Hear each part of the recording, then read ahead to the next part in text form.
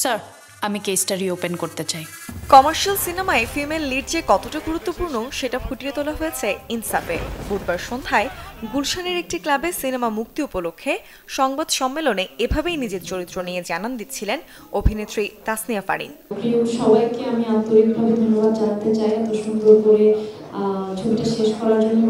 প্রথমবারের মতো শরীফুল রাজের সাথে জুটি হয়ে ঢালিউডে পা রাখছেন তিনি। এই ঈদে প্রেক্ষাগৃহে মুক্তি পেতে চলেছে সঞ্জয় সমাদ্দার পরিচালিত এই সিনেমাটি।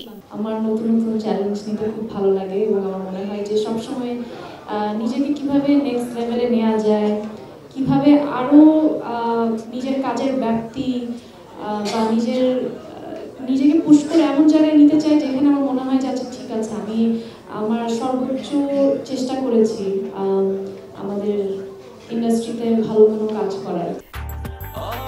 ব্রেকফাস্ট, টিফিন কিংবা স্ন্যাক টাইমে মজাদার আয়োজন মানে all time bread. Action thriller ঘরানার এই ছবিটি বাংলা চলচ্চিত্রে সৃষ্টি করবে এক নতুন ধারার, বললেন নির্মাতা সঞ্জয় সমাদ্দার। তাকে একটু সম্পূর্ণ অন্যভাবে দেখবেন, অন্যভাবে এক্সপ্লোর করবেন। আশা করি আপনাদের বড় পর্দার এক্সপিরিয়েন্স খুব ভালো হবে। আমরা যে স্কেলে সিনেমাটাকে ডেভেলপ করেছি, যে সময়ের মধ্যে এটাকে অ্যাচিভ করেছি, তাতে সবাই আসলে ভীষণভাবে হার্ডওয়ার্ক করেছে। মানে এটা আসলে আমি আলাদা করে কারো কথা বলতে পারবো না। ছবির নায়ক শরীফুল রাজ জানান, এক দুর্দান্ত টিম থাকায় অল্প সময়ে সিনেমার শুটিং শেষ করা সম্ভব হয়েছে।